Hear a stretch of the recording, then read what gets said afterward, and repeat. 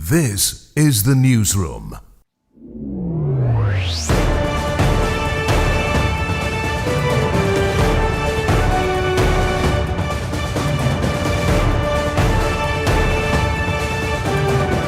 This is the newsroom for Monday, February 9, 2026. We're broadcasting to you on E1, SKAR TV, NTN, and TARZEE TV in Bartica.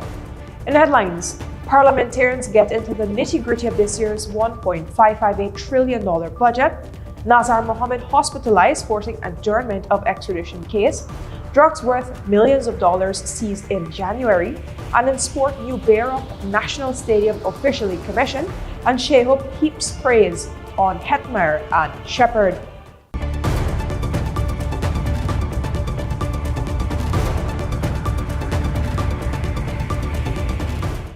With the news, I'm Vishani Raghavar. Thanks for joining us. Parliamentarians have begun examining the 2026 national budget in much greater detail, line by line, sector by sector. This process is known as the consideration of the estimates, and it is where parliamentarians get into the numbers that make up this year's $1.558 trillion budget. The process also comes after the budget debate, where government and opposition parliamentarians debated policies, not necessarily numbers, at least not in such great detail. Finance Minister Dr. Ashley Singh briefly went through what the next week of the estimates will look like. In many parliaments, you will hear about appropriations or about the appropriations process. This is the appropriations process.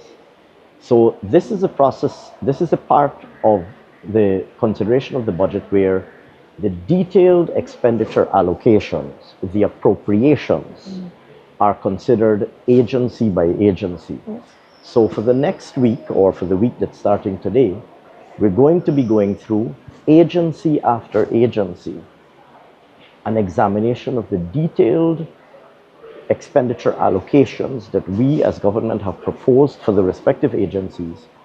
And the opposition has an opportunity, indeed any member of parliament has an opportunity, even on the government side, backbenchers can ask questions too, or other government MPs can ask questions of their ministerial colleagues. But more typically, it's the opposition that asks questions. They have an opportunity to interrogate the estimates. Yes. So they will ask questions and they can dive into a very great level of detail. They dive into, as you know, this is considered at a line item level. So they will ask about individual lines, individual projects, the monies that are allocated, what we're proposing to use those monies for, etc. These three volumes are integral to the process, and they're an integral, each one of them is an integral part of the budget. So volume 1 has the detailed estimates. Volume 1 has by agency and by program, because we have a programmatic structure to our budget. So by agency and then by program, detailed expenditure allocations by lines following the government's chart of accounts. So that is the volume that has the detailed expenditure proposals. Volumes 2 and 3 have supporting information that is relevant to the examination of the detailed estimates. And this supporting information is respectively, firstly, volume 2 with the what is called program performance statements. So those program performance statements are a requirement by law. They basically say that within each agency, for each program, in summary, what are the financial allocations being sought? What are the key performance indicators that we're tracking for that program? And what are the targets that we anticipate will be achieved were the appropriations to be approved by the Parliament? So what that allows parliamentarians to do is it allows them not only to look at the monetary or the financial allocations, but also what is going to be achieved in terms of these key performance indicators were the appropriations to be approved. And then volume 3 is what we call the project profiles, and that is for the capital project, the development project or the capital budget is organized around projects. And for each project, we have a project profile which sets out which basically, in summary, in a one-page template, captures the total life, the total capital cost of the project, In many cases, capital projects are multi-year projects. They would have been rolled over from a previous year. They might roll over into a future year. So Parliament typically wants to know not only what this year's appropriations will be, but what the multi-year cost of the project will be. And that information is captured in the project profiles. For persons who might be looking at the consideration of the estimates for the very first time, how would you tell them they could make sense of the proceedings? So I would say to them, pay attention. This is also obviously for a newcomer a learning process. I think first of all, we make these estimates, and we've always made them for as long as I can remember, certainly for as long as I've been minister. As long as the technology has allowed us to do this, we've made these estimates publicly available. So they're online. Anybody can go to finance.gov.gy and these estimates are available online. And I would encourage people to download them and have a look at them, including students, people at the University of Guyana, young people, people who are interested in Parliament and the parliamentary processes and so on. I would encourage people to go download the estimates. So you're not only looking at what's going on in the Parliament, but you can see too which pages are being considered, which lines are being considered and so on.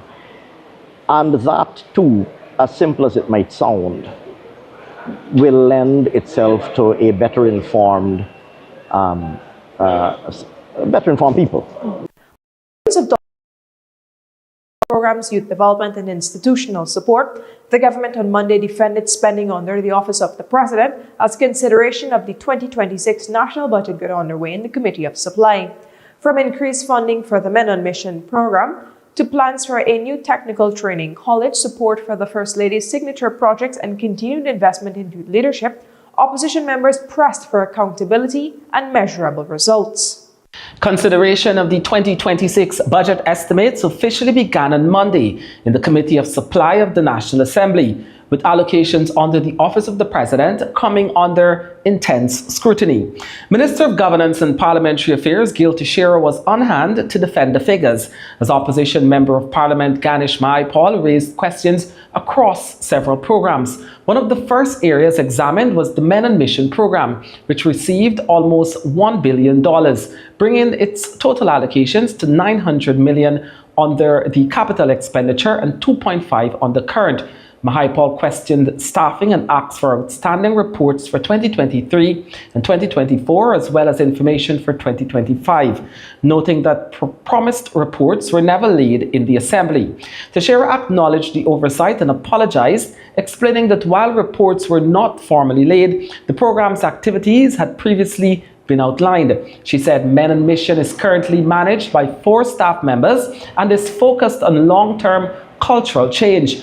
According to the minister, the program aims to transform men's attitudes towards women and children through workshops, community engagements, and outreach to vulnerable families. She noted that societal change takes time, but maintained that there is now less tolerance for violence than in the past. May I ask the Honourable Minister what is the progress in terms of the hard data to show that the 2023 status versus the 2026 now? What improvement, what measurable data is available to show that they are achieving their objectives? Honourable Minister. Yeah, Mr. Speaker, Mr. Chair and Honourable Member, it takes a long time to change people's culture and habits. It doesn't happen overnight. The culture of abuse and the acceptance and tolerance of our society for abuse and domestic violence, it takes a long time to change. This is focused on changing men's attitudes towards women, towards children, and playing a role as change agents, particularly in their communities. And so a lot of the focus, they've had workshops, they've had community meetings, but they've also focused on dealing with the very poor in terms of their housing, providing better houses for them. But they have had those, but it takes time, and I believe right now, generally with what the government is doing, both through the Ministry of Human Services and Education and Office of the President with Men on Men, that there is a slow turn in the society. Attention then turned to the government's plan to establish the Guyana Technical Training College, with $78 million budgeted for the initiative. Mahaipal asked whether 8 additional instructors had been hired. The Sheriff said the recruitment process is still ongoing, with interviews currently being conducted, and assured that salaries will be accommodated once hires are made. She explained that $70 million has been allocated for consultancy services to develop diploma programs, while $5.5 million is set aside for general operations and $2.5 million for rental of a residence for visiting professors. The Office of the First Lady also came under review, with $50 million budgeted for 2026. Tashira explained that the office intends to raise an additional $35 million through fundraising activities, including hosted dinners, to continue its signature projects. She outlined that $5.5 million is allocated for the Adopt an Orphanage program, which benefits dozens of children's homes nationwide. Another $12 million will support the women's hygiene program across all 10 regions through the distribution of sanitary pads, while $3 million is earmarked for sexual and reproductive health workshops. Additionally, $5 million will fund counseling and skills training for about 100 persons with disabilities, and $35 million has been allocated to continue the National Beautification Project. These include parks under construction, play sets, bins, and you may have seen some of the children's parks that have been done. They're very lovely in many areas. You may have passed them and seen them at Denamstel, Okum Beach, Leguan, Region 3, South Souci, Wakenham, Diamond Grove, East Bank, Bath Settlement, Region 5, Bushlot, Region 5, number 63, Beach, Region 6, Cato, Region 8, Wismar, Linden, Region 10, Spikeland, Linden also. General repairs and maintenance will also be done on all the existing public parks that have been set up, children's parks set up in Region 2, 3, 4, and 6. Meanwhile, Mahaipal also questioned spending under the President's Youth Advisory Council, which has been allocated $75 million for 2026. He noted that only $20 million of last year's allocation was spent and asked for reports showing the Council's progress. Tashira said there is no formal annual report, but documentation exists showing how funds are used, including stipends, school grants, and program activities. She explained that the Council has 29 members, each receiving a monthly stipend of $20,000, with travel and accommodation covered directly by the program when required. According to the minister, the council's focus so far has been on institutional building and strengthening its advisory role. Plans for this year include youth consultations across the regions and campaigns addressing vaping and bullying. Mahaipal maintained that while financial management was explained, the issue of measuring performance remained unclear. Tashira responded that the council's work emphasizes partnerships, volunteerism, and capacity building. However, not all allocations were examined. Capital expenditure items were left untouched after opposition members exhausted their allotted time focusing solely on current expenditure. Mr. Speaker, Mr. Chairman, hasn't our time run out? Honorable Minister. I'm not the timekeeper, but I've just been advised that the time has run out. Yes, the time for this head. But there will be no questions under the Guyana Defence Force. So I'm just giving some flexibility. I am. For the newsroom, Kurt Campbell. Nazar Mohamed hospitalised, forcing an adjournment of the extradition case. More when the newsroom returns. Stay with us.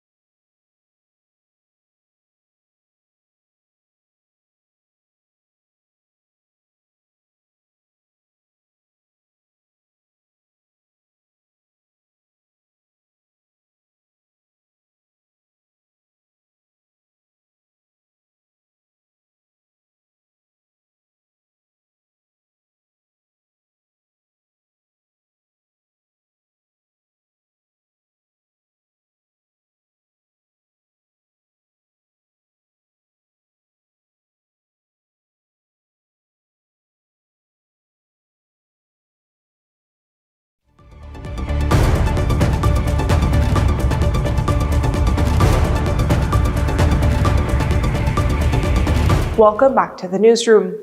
Extradition proceedings against businessman Nazar Mohamed and his father Nazar Mohamed were adjourned at the Georgetown Magistrates Court on Monday due to the hospitalization of Nazar. Principal Magistrate Judy Latchman said February 16 for a report on when the defense will be ready to proceed.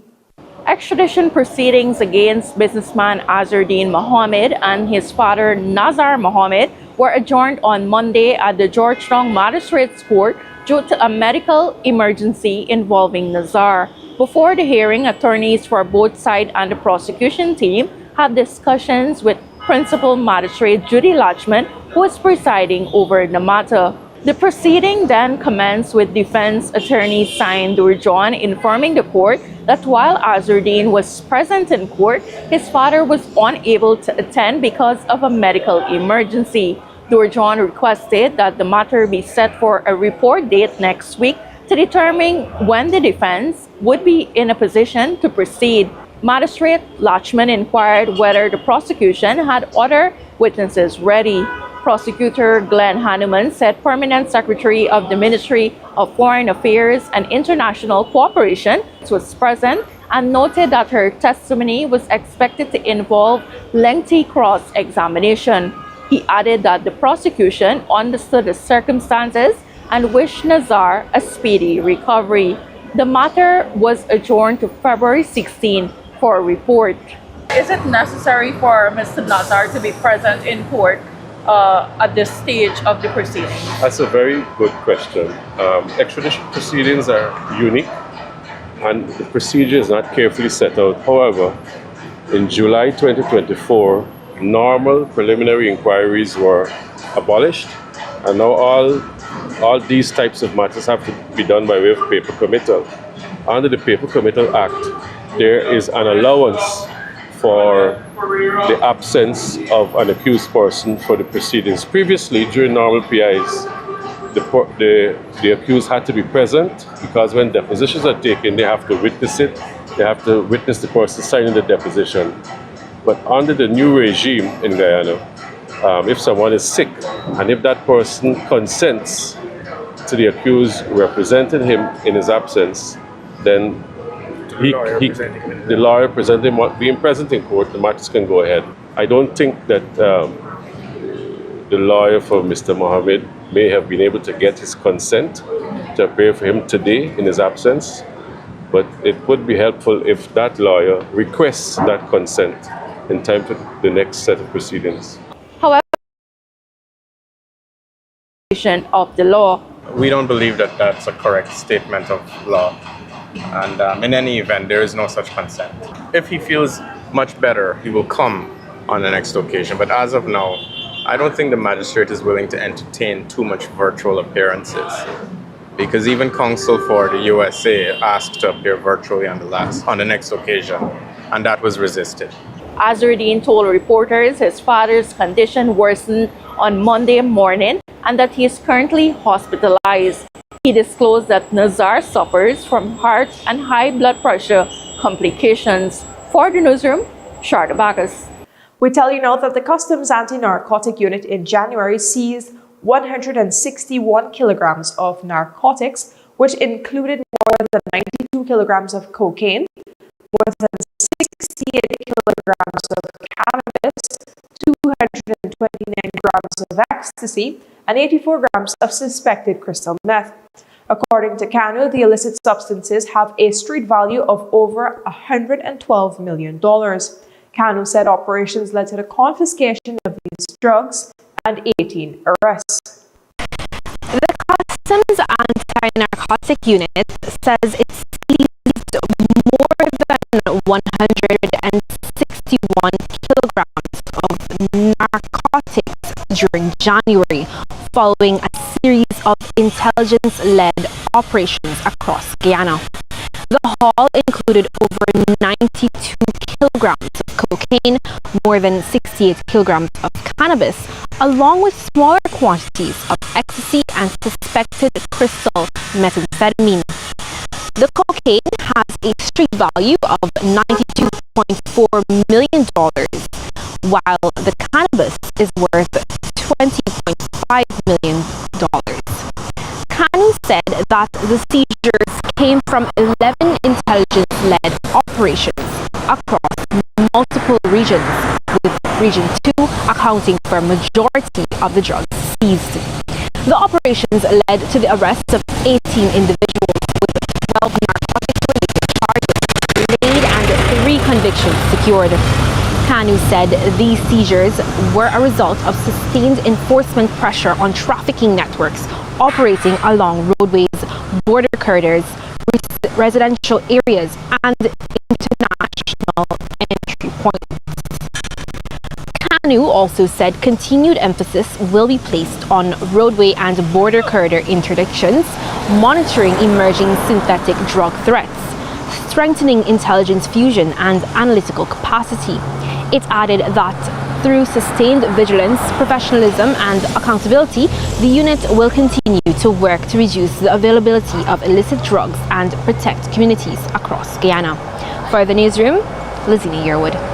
We tell you now that police have launched an investigation into reports of suspected trafficking in persons involving Cuban nationals following a late-night joint operation in Georgetown over the weekend. The exercise was conducted at a building located at the corner of Charlotte and Albert Streets. Acting on information received, a team visited the premises and contacted 77 allegations are now forming part of an ongoing investigation. The Cuban nationals were subsequently handed over to the Ministry of Human Services and Social Security for further assessment and assistance. A search of the premises was conducted, but no illegal items were found and no arrests were made. John Jose Marciano, a 55-year-old gold miner of Wismar, Linden, was found dead with several chop wounds early Saturday morning at a mining camp at 14 miles Isinu, Middle Mazaruni River. The man was found slouched in the ground within a mining camp with multiple chop wounds along his body. A suspected murder weapon, a cutlass, was recovered near his body. The body was then taken to the Bartica Regional Hospital for an official pronouncement and a post-mortem. A 35-year-old female cook of Ansgrove, East Coast, Demerara is reportedly in police custody assisting with the investigation. Police also said a 19-year-old gold miner of Tapakama, Essequibo Coast was arrested by Regina on Sunday. He is presently in police custody pending further investigations. GCAM publishes revised list of electors for public scrutiny. More when the newsroom returns.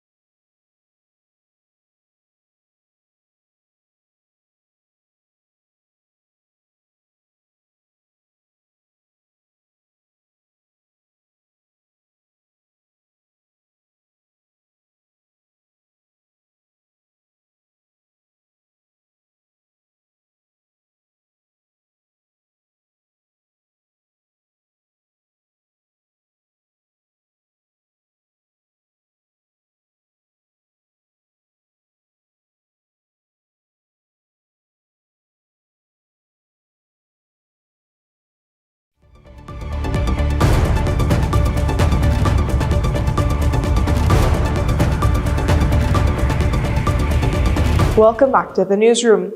The Ghana Elections Commission has published the revised list of electors for 21 days with effect from February 7, 2026 to provide all stakeholders with the opportunity to check the list for the accuracy of their respective registration records. The revised list is currently being displayed at 2 prominent locations in every registration division countrywide, as well as on GCOM's website at www.gcom.org.gy for public scrutiny. Registrants, especially those who conducted transactions in the recently concluded claims and objections exercise, are advised to bring any concerns about their registration records as displayed in that list to the attention of the registration officer of the registration office that is responsible for his or her area of residence. Finance Minister Dr. Ashley Singh has said that the People's Progressive Party Civic has always put people first, a sentiment he expressed as he championed this year's $1.558 trillion budget. Budget 2026, the first of the current People's Progressive Party Civic administration following its landslide victory in the September 2025 elections, represents a 12.7% increase over the last year and a staggering 307% jump from the $383.1 billion budget of 2021. We're working every day to solve problems. That's what we do. That's what we do. That is what responsible governments do.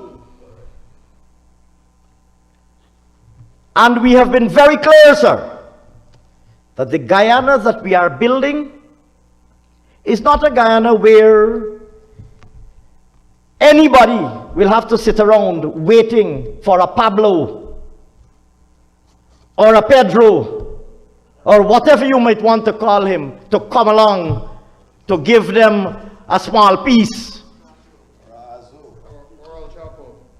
or whatever you want to call them.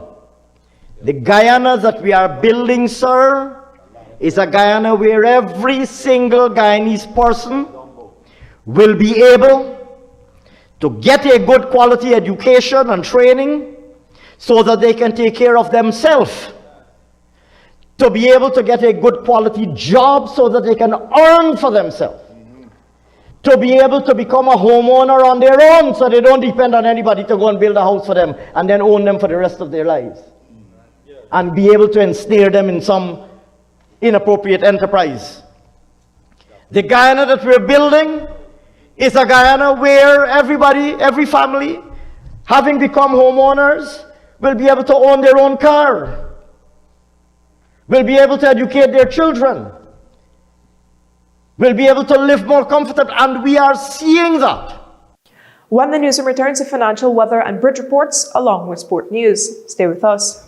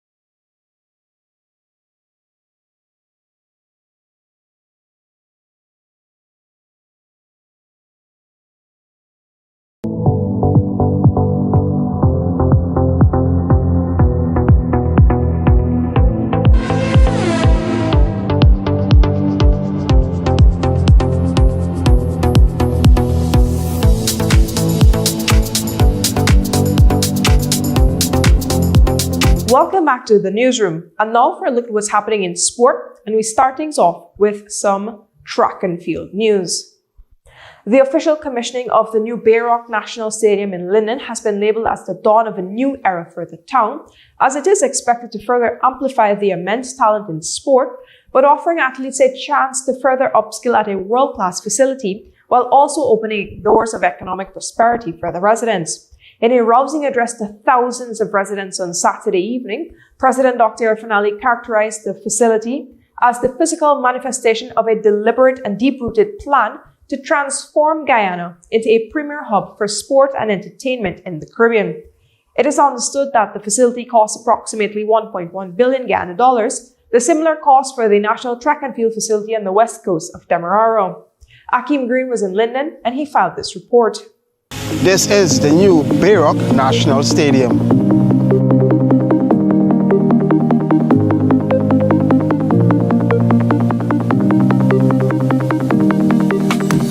On a Saturday evening, President Dr. Irfan Ali officially commissioned the new Bayroc National Stadium.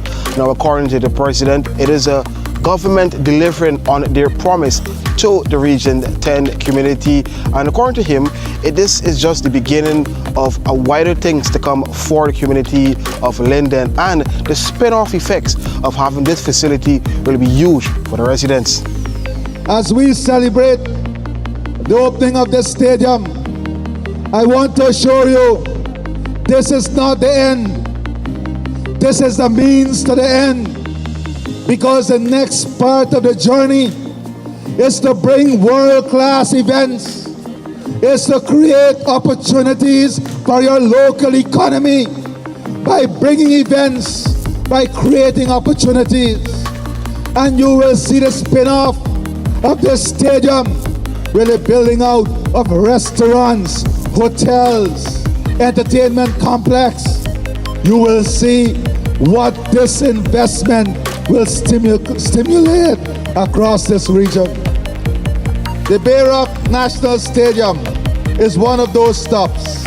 It is a landmark along a route that is reshaping how we develop talent, host competitions, and invest in our people.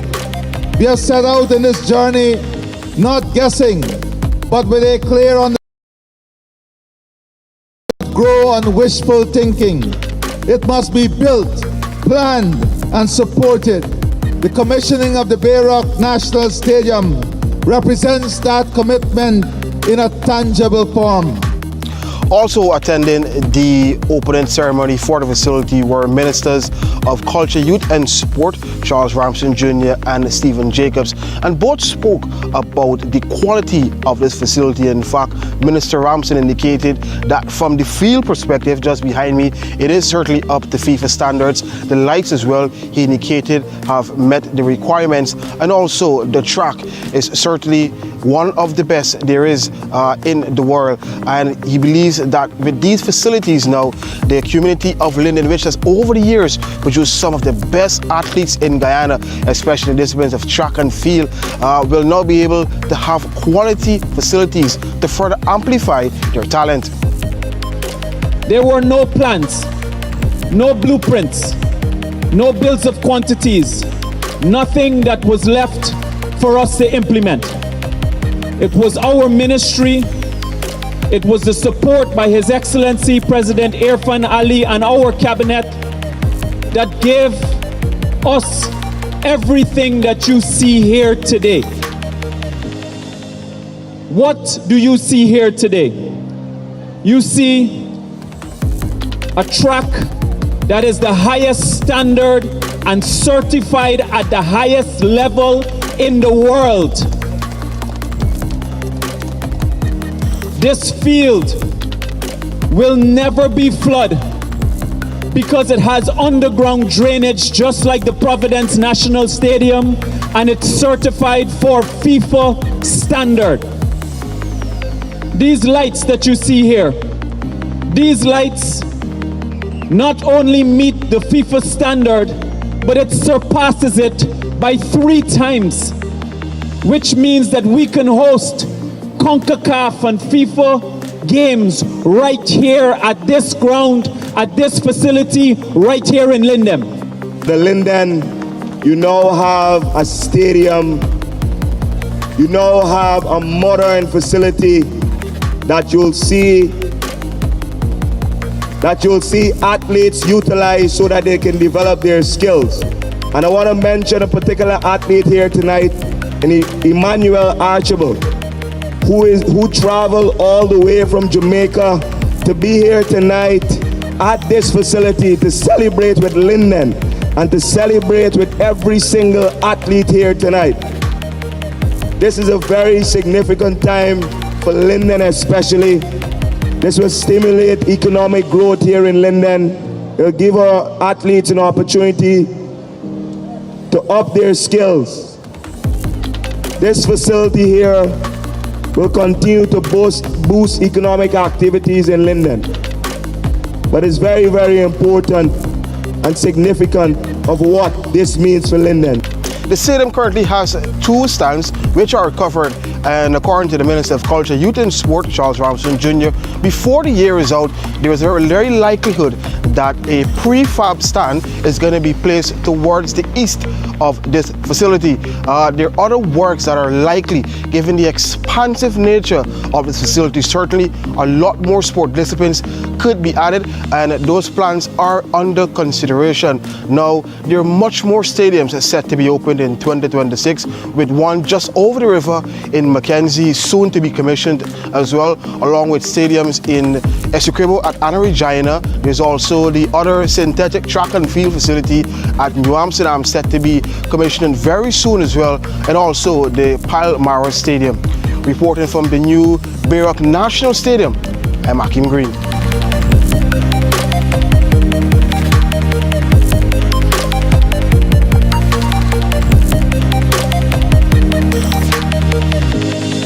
The floodlights are on. The track is laid, and for the people of Linden, the wait is finally over. The commissioning of the Bayroc National Stadium has been hailed as a transformative moment for the mining town, bridging the gap between raw local talent and world-class sporting infrastructure. Our senior videographer, Avidation Ryan, was trackside to capture the sights and sounds of a historic night for Region 10.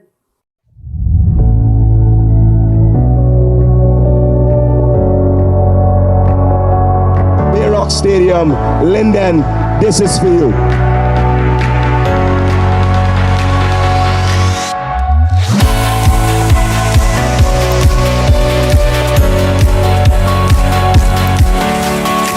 Linden, this facility is for you, and I want you to show the world who you really are, and the best talent resides in you. All the best.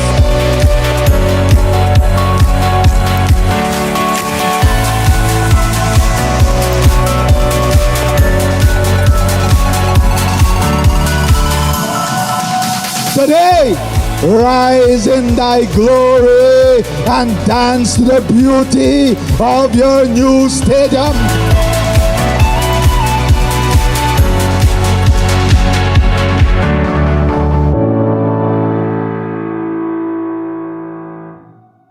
West Indies captain Shai Hope has heaped praises on Guyanese duo Hetmyer and Shepherd, who played key roles in the Caribbean side's opening win of the World T20 against Scotland at the weekend. Hetmyer blasted 64 off 36 balls in a West Indies score of 182 for 5 before Shepherd claimed his second hat-trick in the format, on the way to figures of 5 for 20 in the 35-run victory. Speaking at the post-match press conference, Hope hailed the impactful performances, detailing that the work that Hetmyer and Shepherd have done behind the scenes helped to fine-tune their skills. Well, yeah, Hetty, again, he's been in some tremendous form. I think his last 4 innings have been 40-plus scores, and he's been consistent. Some of the asked of him. We asked him to go out in number 3 position and show a bit more responsibility, and he's taken it, as we can see, with both arms. So great to see him thriving in that position. Hopefully he can continue throughout the tournament and give us that nice start that we asked him for. Like I said, man, the guys in the dressing room, we challenged him. You know, we know how good of a player he is, and I don't think we were maximizing his true potential all the way down to the bottom. So we just asked him to do the job, and he said, okay, let's do it. And clearly it's been paying off, so I'm glad that he accepted the challenge, and it's great to see him playing the way he normally plays. When he first came on the scene, he's been just as exciting, just as dangerous. So the experience that he would have now, along with that freeness that he's playing with, I think is going to be a very dangerous cricketer throughout this tournament, and we need him to be.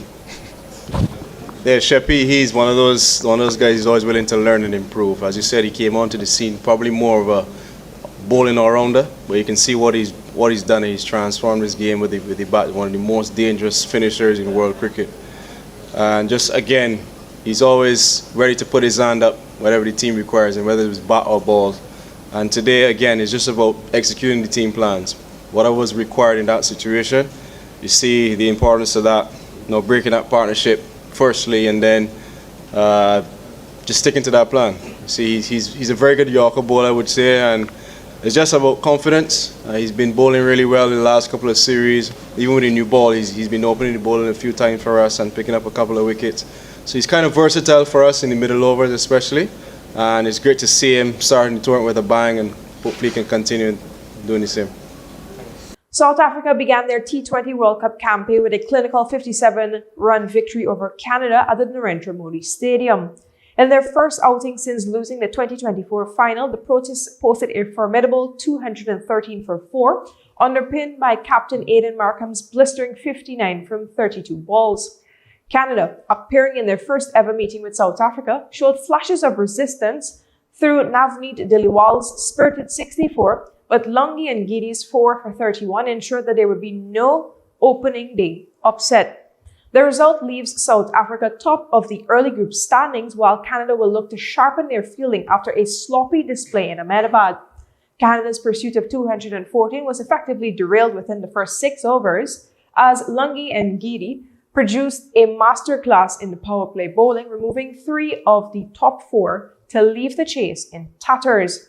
Navneet Diliwal produced the highlight of the Canadian innings, striking a defiant half-century, ensuring a 69-run partnership with Harsh Thakur. Now, Zimbabwe opened their T20 World Cup campaign with a comfortable 8-wicket win over Oman, thanks to an unbeaten 48 from Brian Bennett. Oman struggled with the pace and bounce off Zimbabwe's pace attack in Colombo as they were knocked out for 103.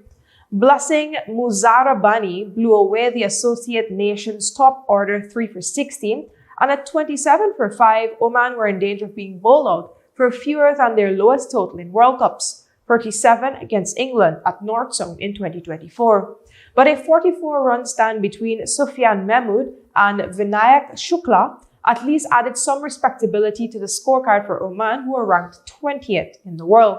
Shukla top scored with 28 off 21 balls, while Mahmood ground out 25 off 39 deliveries, and they were 2 of only 3 Oman players to make it to double figures. Now, Michael Leishk and George Munsey starred as Scotland beat World Cup debutants Italy by 73 runs at Eden Gardens. Munsey blasted 84 as Scotland set 207 for 4 off their 20 overs, helped by Leishk taking 22 from the final 5 balls of the innings. Leishk carried that momentum onto the field, dismissing Italian opener Justin Mosca. First ball as Munsey took an excellent diving catch to his right. With captain Wayne Matson unable to bat, having dislocated his shoulder fielding, Italy were bowled out for 134 in 16.4 overs. The Seattle Seahawks produced a devastating defensive display to beat the New England Patriots and claim their second Super Bowl victory.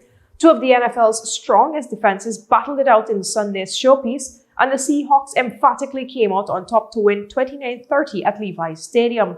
It was a defensive performance for the ages, and Briton Aidan Doord played a pivotal role, becoming the first overseas coach to win the United States' biggest game. Seattle's 46-year-old defensive coordinator has helped create the most feared defense in the NFL, which has become known as the dark side, as they showed why on American football's biggest stage in Santa Clara, California. And with that, we've come to the end of this evening's newscast. Of course, you can find these and other stories at our website, newsroom.ui, and across our social media pages, Newsroom Guyana. On behalf of the news and technical teams, I'm Vishani Raghaber. Thank you for watching.